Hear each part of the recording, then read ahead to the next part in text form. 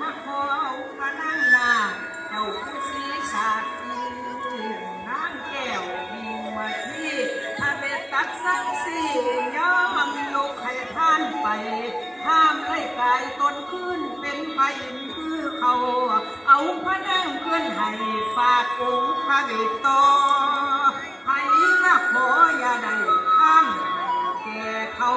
แล้วองค์พระเวทเจ้าเลยเราขอพรเดชประการตรงอินเป็นประธานบริษัทอันว่าพรอันหน้าเปรตประการให้เรียน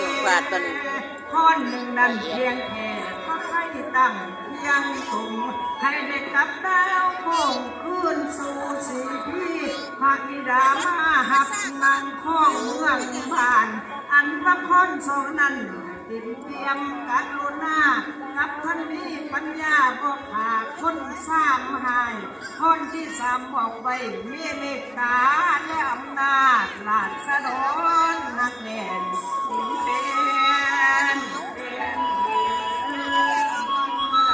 พรสีบอกให้สิ้นหักแต่พระนางเดียวบ่ให้เดียวและหญิงอื่นมาสมสอนอันว่าคนที่หาให้ชาลีเด็ก เรียกหน่อยตอนนี้ ปฏิบัติเดินนำได้ทำกัน